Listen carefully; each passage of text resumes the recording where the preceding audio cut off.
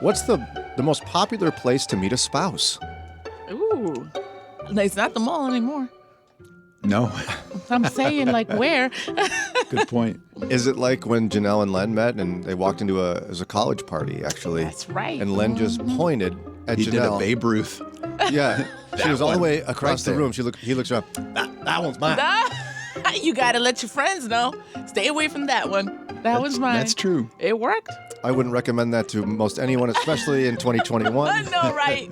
Claiming someone of the opposite gender, probably not a great move in the modern context, but we'll find out what is the most popular place today and what impact does that have on followers of Christ. We'll talk about it.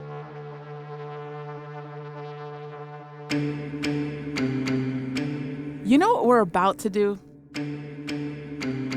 We're about to get real. We're about to have conversations that Christians have behind closed doors. The ones that make you feel uncomfortable, that's where we going. Why? Because we're family.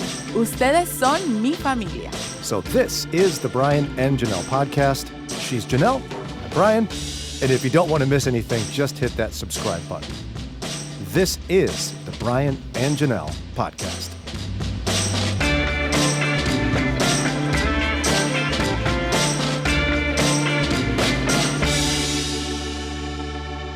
A new study is out about the most popular place to meet a spouse. And, things in this have changed over the years. There were many years where most cultures did arranged marriages. Yes. It was a way to gain wealth. It was a way to, royal weddings have for most of history been arranged. Yeah. And that didn't go well recently. I actually know somebody that had an arranged marriage, and they're totally American. But it was What? Like modern? The pastor kind of picked. It was like, modern. And Was this a cult or? No. Like, someone, like, what age? Yeah, and Well, how old are they?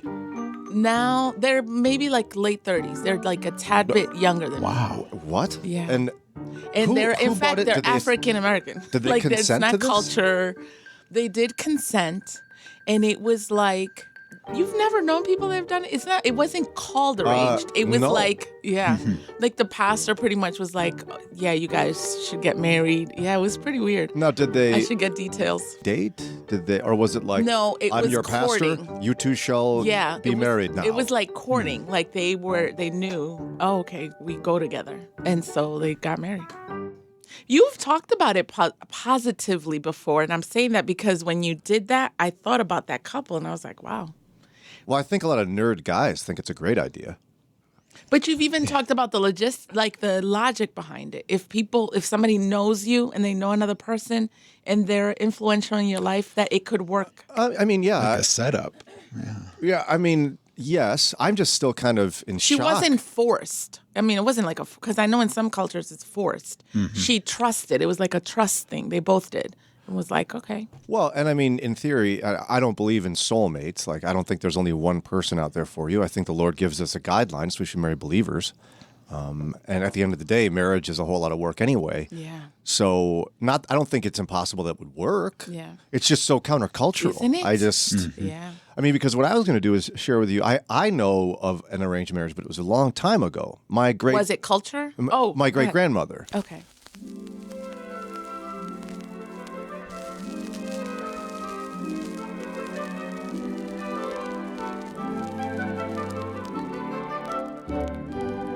So my grandma was born in 1912. I have no idea when her mother was born. So somewhere in the 1800s.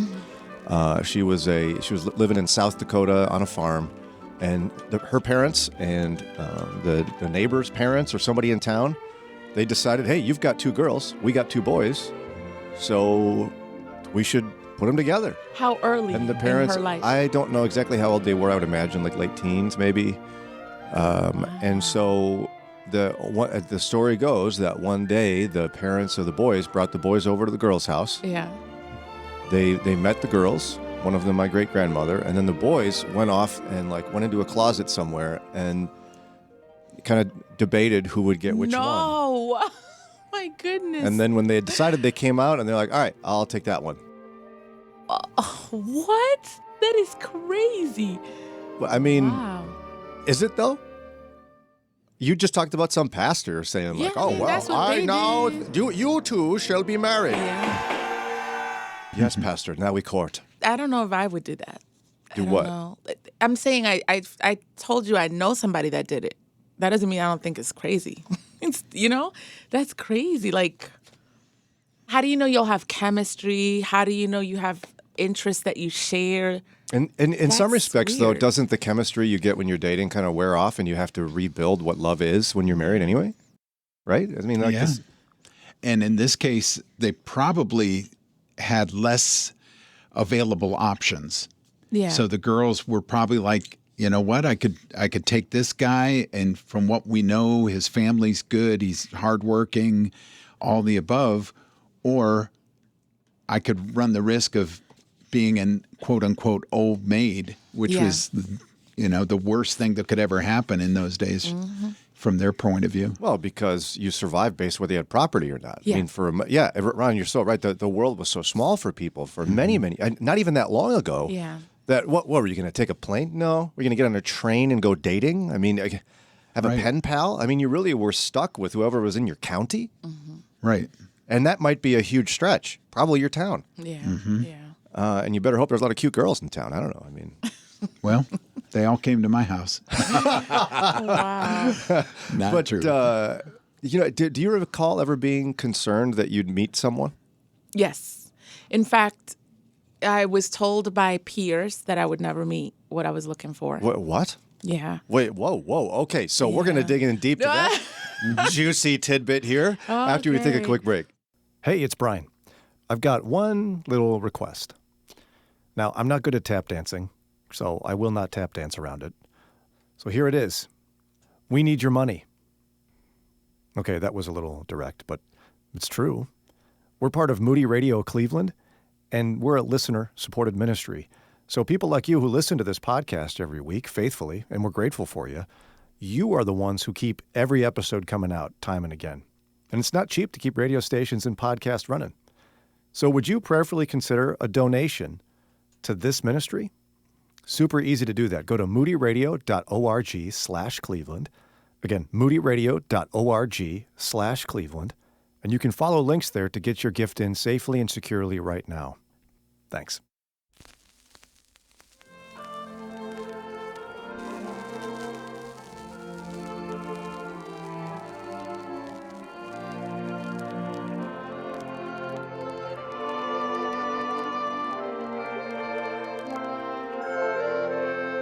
In a few minutes, we'll get to this study that found out where most people meet a spouse today compared to yesteryear. Yeah. It doesn't go back far Oh. enough to cover arranged marriages or anything, Yeah. but it goes back. Mail order brides? Let me What? check. No, but Yeah, it doesn't have that. Jannelle accidentally said something that's a lot of fun here. So I was asking whether she worried about whether she'd meet anybody. I know I did. I mean, You Oh, yeah. worried? Sure. Guys worry? Oh, yeah. Wow. Ron- About that, I didn't know. well, and Ron, how old were you when you met Dana? Probably 29, 28 or 29, because we got married when I was 30. And you'd already traveled to Guam and lived there for a few years. Yeah. In ministry and weren't married at the time, obviously. Right. I went through all the Guamanian women, and none of them stuck, so I had to come back. So you were you worried about that? Yeah. I got to the point where I started doing the math in my head, thinking, okay, if I get married now and have a child, within a couple of years, I'm thinking, okay, I'm going to be like 50 when he graduates. And at that, from 30, 50 looked like an ancient old man. Right. Well, right. Yeah. And I didn't want to be, the grandpa. Everybody else is out there with their young dads all doing their thing, and I'm the old man with a cane. Yes, son, you're doing great. Keep it up. Oh, cute! You brought your grandpa to your soccer game. Yeah. That's my dad. Oh, yeah. Yeah, I saw a coach make that mistake once. Yeah, my brother had a friend whose dad was old, Oh, really? and it was a thing. But one of my goals in life was to get married and have kids. Something I wanted, I longed for, and so I was concerned about it. I wanted to meet somebody. Your friends told you, Jannelle, that you'd never meet someone. That's so nice. Yeah. What No, encouraging no. friends you have. Now, You're so annoying. No one's ever going to marry I you. know. Now, remember, I didn't have a lot of friends when I was a teen. So it would be like my friends' friends where they would like hang with me, but they didn't connect with me. And so I just knew what I was looking for. And in And you vocalize that. yeah. And so I wouldn't have like a lot of boyfriends, or I didn't do a lot of the stuff that the girls did because I knew I had a goal and I was on my way to college and I wanted somebody that shared where I was going. And so in the circles I ran, minus my private school, I didn't hang out with those kids. It was just not around. And so I was just like, I'm not settling. Were you worried though? It sounds like you weren't worried. You're like, For some I'm going to reason, find a man. I was not worried, but I was young. I met Len when I was 19. So okay. you know, but when I met him, I knew I wasn't, because I told him I'm not in love yet. But I knew. That's not what you said, by the way. You said, I don't love you. I don't love you, because he fell in love before I did. But I knew, whoa, like, he might be it. And not the soulmate kind, but he had what I was looking for. What was the list? It has lots of cars that don't work. No. Yeah, I know, right? Sets lots of know. rules. Oh, my goodness. He's nailing it. Hello. Trips up escalators. I did want a college graduate, but I know we talk a lot about, first, my generation's different than what we got going on now. And second, I'm a first-generation immigrant, and so college was a big deal. I was first in my It was family. important to your dad. It was important to my dad, yes. So that was a big deal. And also to value purity when it came to sexuality. That was just like, if you say that out loud, at least where I grew up, it's like, are you serious? You're going to be alone for a long time. That kind of thing. And so when I met him, when you have those kind of conversations, you hear early on people's values. And that's where I was just like, wow, this is it. But I heard throughout my young years, like when I hung out with the teenagers, man, you're going to be alone. So that hearing it at the moment was discouraging, but I knew I can't settle. Were you looking for a man to finish your dinner on a date if you didn't finish it? I know, right? Were you Wow, looking for that? look at I was looking for a man to be like my dad, a hard worker. You going to eat that? Look at you. Yeah, he sure did. We ain't wasting food. Give me your food. Yeah, but love it's your husband. He's a interesting good to guy. hear that men think about that. You thought we in the- didn't worry about that? Because women do a lot, and Right. women push men when it comes to dating. We rush men more. Men act like they're not trying to get serious. So a lot of times we talk about women being the ones more concerned about, I want to get married. Am I going to get the ring? Why is he waiting around? That kind of thing. Well, see, I can't speak for all men. I certainly can't speak for men, like young men today. I don't know what they're doing. At least my peers who follow Jesus when I was of marrying age, Yeah, yeah, I don't think there was one of us who was like, nah, man, I want to play the field. yeah. I'm going to be out there with all these girls. No, we all had expectations of That's encouraging. wanting to. Yeah. But was I with a bunch of weirdos? No. I remember a plaque that I got like in my early teens that was called the Teen Creed. And one of those things was like, choose only a date who would make a good mate. Because they had little rhymes, yeah. Look at that. Wow. And I followed that. I thought that's important Yeah, yeah. because if you're just dating the field, you know, I want to try a little bit of everything at the smorgasbord. Well, then you might start being emotionally attached Yeah. to one of the girls, and it will be harder to break that because she may not be a good mate, but you get to like her, and then it's hard to break up. So invest some thought into it beforehand was one of my critiques. Yeah. So is that conception Jannelle had of men? Is that where does that come from? Are there tons of dudes like that, or is that just what's on TV, or what's the? I think it is a media thing, especially. Well, maybe not. I was going to say especially in the African American community, because I see that in the rap/hip hop culture that you always got a different girl and you treat them like dog poop and and they just keep coming back because you're so great. But that's the media. I think. I don't think that's a real thing. It's a media thing, partly, because I want to say I'm Latino. So with Latino men and let's say African Americans, and because I can't speak of other cultures, I'm not saying we're the only ones with issues.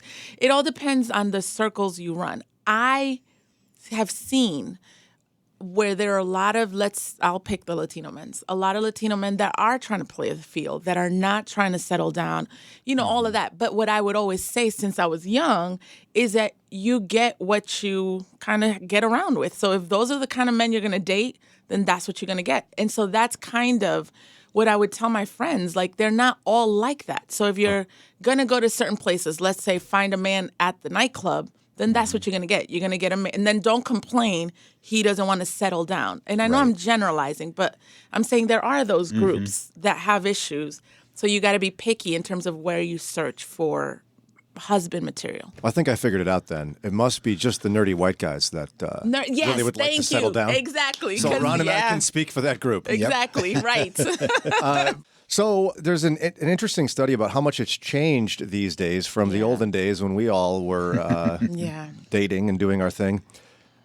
And so here's the information we need. Even though online dating started taking off between the 1990s and the 2000s, the internet remained the least popular place for people to meet a spouse. In the 90s, it registered at 1%. Yeah, those were the days that it was like weird. Right? I mean, there was a time that it's like, what are you doing? What is your problem? Yeah. And you had to you had to go, has anybody on the phone? Yeah. Oh my goodness, yes. Then you finally find the one and then it drops. Yeah. And you're waiting like 20 minutes later and... Yo, how did we do it? Oh. And then it was some weird girl that you don't even... Yeah. Anyway. So, 1%. Or it was a guy pretending to be a girl you didn't know. He could joke you. You didn't know? Yeah. So, and then it just zoomed up in the 2000s to 7%. Wow. Still really small. For real, yeah. I mean, what year were you married again? 1993. 99. I was a baby in 93. That would make like math 99. Doesn't work. Were you a child bride? Right, exactly. Yeah, that's crazy. 7% in the 2000s. I was born I was born in 1979. We were married in 2003. Okay. But I mean, based on this, it was the vast majority of people were not meeting a spouse on the internet. So by the 2010s, however, it jumped up to 21% of couples said they'd met their spouse online. The same percentage as those who met their spouses at work, a bar, or elsewhere. Now, I'm not telling you a bar is a good place to me. I'm just telling you what the survey says. Right. Yeah. So if you're upset, Jannelle.nevels@moody.edu. The percentage who said they met their spouse at school shrank to 7% in the 2010s. Wow. I can see, I totally understand why. Do you know why? Why? Why would you think it shrank? So you want me to, I don't know, so let me think about it. I'm saying, aren't you supposed to be smart? I never said that. Okay, so. Why? You tell me. I don't have any idea. I thought at first, like, wow, that's weird. Like, that's out of nowhere. But then if you think about it, around that time, although I'm not I don't do my own statistics, the age of marriage went up. So I can see why, because I know a lot of people in my time met their spouse in college and then got married. But now you're getting into like the late 20s, early 30s. So whoever you were dating in college is probably not going to marry you. You move on, you get a job. Well, and it also got a lot harder to find a great man at that point because Ron was married and so was I. So right, exactly. The great guys were taken. Yeah. But what's interesting in the 2010s, of course, if 21% of couples said they met their spouses online, that wasn't the top one. Yeah. Couples who met through friends, family, and neighbors had a better ranking at 30%, which was still a pretty sizable amount higher. Yeah. 30%. Again, through friends, family, and neighbors is how they met their Personal spouse. references. That's how you met Dana, right? Was a personal reference. Yeah. It was from a friend's friend? Yeah, ultimately my sister-in-law. Wow, okay. Yeah. But at the time, that wasn't the case. Right. It was your friend's roommate's cousin's uncle's daughter? Yeah, something along those lines. Uncle's daughter, that'd be her. Oh, okay. Either way, okay.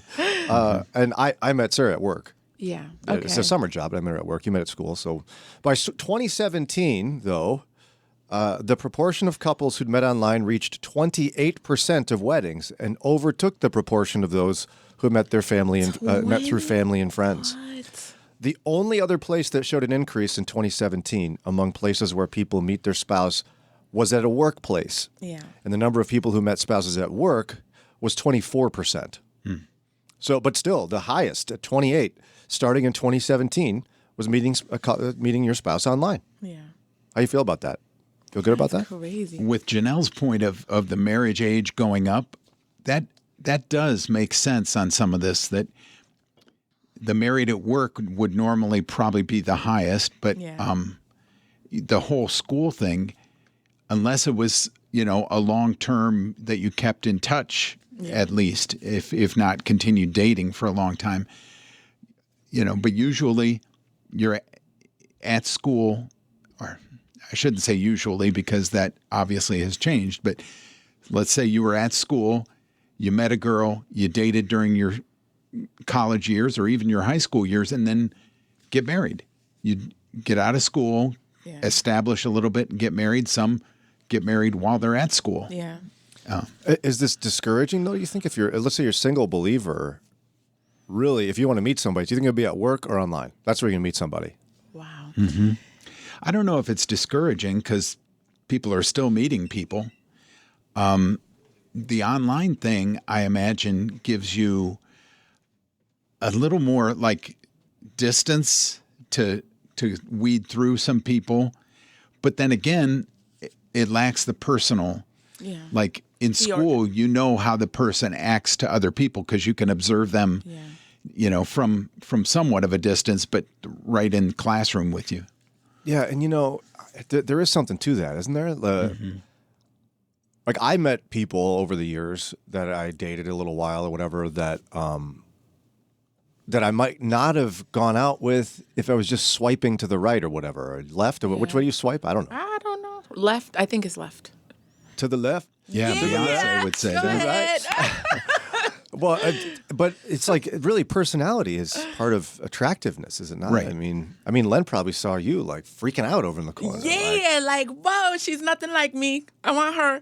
But I was going to say, though, I was wondering, too, are people going more online because specifically because other things aren't working versus intentionally saying, no, I think this is better. Do you see what I'm saying? Like, are we missing the mark in other areas? Let's say, for example, friends and family, being intentional and helpful in connecting singles, whether it's at church or over dinner. Are we, are people doing it because it's like there are no places to meet? Let's say the mall where everybody's sitting at home online. We're becoming less social. And friends are becoming less kind of engaged in my life to connect people. And so now here I got to go online. Is it that's creating? I don't see. We can't know for certain if it's what you're saying, or if it's just that it's just cool to meet somebody online out at work, and it's not fashionable to introduce somebody or set them up. That could equally be the issue. Yeah. Because it is so easy to register for some sort of online dating thing, easy, and everybody else there wants to be dating. I mean, part of the mystery and fear of the dating life for nerds like Ron and me was like, does this girl have a boyfriend? Does she want to go out with anybody? You don't know. Yeah. Right. And here, at least you do know that first step has already been taken. Yes, I am interested in dating someone. Yeah. Maybe it's you. It's easy, but it's a big step. To go online? Yeah. Like, to make, you don't think, or maybe now it's more normalized, but it's a big step. Like, it's awkward. Do you want to know what awkward is? Then you get that first message, and then it's like, I don't know. I feel like it's a big step. What is awkward? My friend Tony and I, when we were in high school, we thought we had this great plan to meet girls. So what we did is we went to the Mall of America in Bloomington, Minnesota, the Mega Mall. How old were you? It was probably like 16 or 17, maybe. Okay. And we'd find like this really busy spot by all the restaurants on like the third or fourth floor of the Mall of America, and we'd sit on a bench and wait for the ladies to come. That's sweet. And wait. So an awesome girl walks by. What would you do? Just look cooler than we did the moment before. Would you try to start conversation? Like, how do you randomly? No. I was about to say. What, you think I had the courage to start a conversation? my What's goodness. up? I mean, I might do one of those like, what's up? Like Yeah, head yeah. nod things. It's hard to do on the radio, but Yeah. like, what's up with your head, but you don't say it. Oh my goodness. Ask me how many times it worked. How many times? 0. No. Oh my goodness. We looked cool though. I mean, they missed out. Oh, Right. wow. They missed Yeah. out. There is an interesting twist, though, in these statistics about one of the downfalls of meeting your spouse online.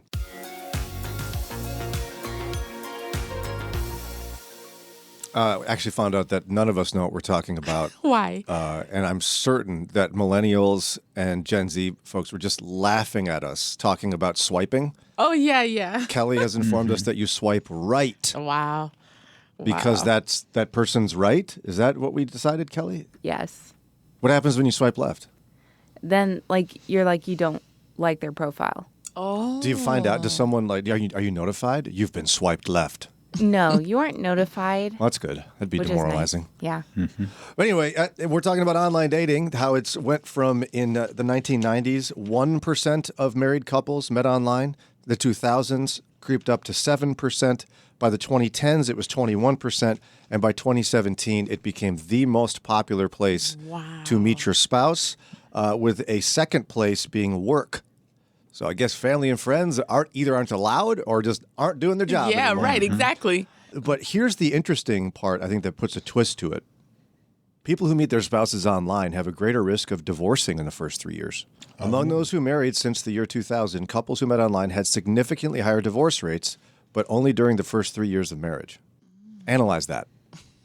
Okay, so for those who didn't do their what they were supposed to be doing when they were dating, this is me. Okay, ready? This is going to be expert Jannelle. You're online and you see everything. So you're thinking like, because people put their information. So you're banking on that. Like, okay, I saw this stuff, kind of date a little bit, still kind of counting on what you saw online. And then you get married because you're adults. We're not in our teens anymore.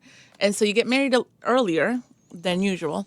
And then in the first 3 years, you find out the truth. You find it out early. So it don't take 10 years. And that's why it's higher in the early years. I think that's a reasonable explanation. I mean, I would also say that it's quite possible that one of the issues is people are allowed now to have an unrealistic list Okay. where your standards can be higher. You're sifting through way more people than you ever could interpersonally. Right. Oh, yeah. And so you can have this super high level list. You find someone that meets those qualifications, and then, of course, they're a sinner.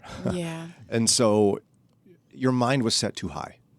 Your Yeah, expectations were too But high. even if it was, the solution to that would be if you found somebody you kind of click with, even if they have all this stuff that's not real, if you date organically the way you would have anyways, you would find that stuff out. So it Yeah. doesn't have to happen that way. I think akin to what Brian is pointing out on the other side, though, you can control a lot more of what the information you put out about yourself. Yeah.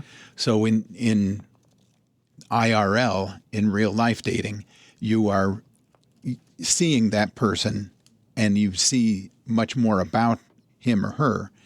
But if they're controlling the narrative of what they put up online, you won't see that near as much until you get to that point, where you are in real life and you're closer to the actual marriage. Well, and then more than that, I think Paula Abdul was right in the 1990s. Go ahead. You take 2 steps forward, 2 steps back. We come together because... Opposites attract. Woo! But does that fit for compatibility? I'd like you to find the opposite of me. I don't think that's how compatibility works in a modern sense. People are like, oh, I like music. This person should like music. Yeah. I like Oh, yeah. this. They should like that too. Yeah. And what kind of music? Right. And you can get down that Yeah. specific. But Yeah. quite frankly, in my experience, I'm pretty sure in yours, and Ron, I think in yours too, opposites have created the ability to be successful, Total opposites. not compatibility. Yeah. I mean, There's compatibility in terms of values. I mean, you Right. got to be compatible. Values, Yeah. sure. Faith. Yeah. Well, Because yeah. again, That's a given, I yeah. think the fundamental principle that God expects is that we not be unequally yoked. That you marry a follower of Christ. Other than that, there's really, I don't think there's any other expectation other than whatever you're interested in. But there is a solution. If you're online, everything you guys are saying is like early on in the dating relationship. If you give it time and you're wise and you get around good counsel, wise, godly counsel, you can find this stuff out before you get married. So it doesn't have to be dangerous when it comes to you're more likely to get divorced. It doesn't have to be. I think you make decisions that would make it that way. Yeah, possibly, though. I'm even thinking back to, dating in the 90s and 2000s. Like, you don't know anything about somebody when you're just like, ooh, she's cute. Exactly. And you slowly learn there's some qualities about them you like, but you're much more likely to find someone who isn't ideally compatible. Yeah. I mean, even for you and Len, you're just looking for somebody who's got a college degree, tall, dark, handsome. Yeah. I mean, and you're out of college. Yeah. There you go. Done. But what did you really know about him? You didn't know anything about him. Wait, are you talking when about you first met Len? When we first, well, no, I did, because I knew people that knew him and spoke highly of him and talked about him to me. But and his mom knew him in a profile sense, like he likes pina coladas and getting caught in the rain. Not in the profile sense, but in a value sense. And so I had an idea. Len's concerned people think he likes pina coladas. That actually came up in the article in terms of when we were meeting people more organically in the past with like friends of friends or whatever, you had more background. It's not total strangers. I'm sure you had more background with Dana than you would have if you would have met her online. Right. Are you guys the exception or the rule? Wow. I guess if you meet through family or friends, you'd know something, but I'm not. I mean, there's a level of detail you can get to in compatibility and online surveys that were just, I think, not possible. Unless your best friend introduced you to their best friend that you didn't know about. Yeah, I think some like eHarmony are designed for that to really filter a lot of things out. But then maybe, the whole opposite thing, maybe they filter out people who would have been a really good match for you because they match up in their questionnaire. Well, our friend Kathleen used to always talk about, she met a guy at some point when she was in college that she dated that was just like her. He loved musical theater. He loved improv. And she said that she realized as much fun as they had, they'd get nothing done in life. Yeah. Like she ultimately was most compatible with her husband, Nathan, who is her opposite in many ways. Yeah. And so they create really great balance. But the guy she was most, quote unquote, compatible with was really just not a good fit. She just knew it after a while. But they had lots of, it's like, we just spent 4 hours making macaroni. Pray for the single folks. It's a challenge these days, but I think it's interesting to see that the majority of people who are married meet online now. That's where it happens. Yeah.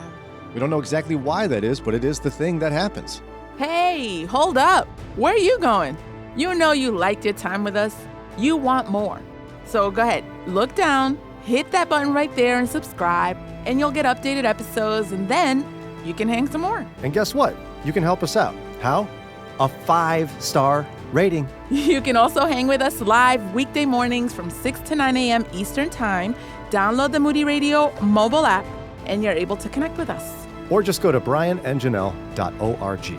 And listen, we didn't put all this together all by ourselves. There's some great people behind this production. We want to thank Ron Eastwood, Kelly Ryder, Paul Carter, Mike Reynolds, Alan Perry, and our awesome and fearless leader, Josue Villa.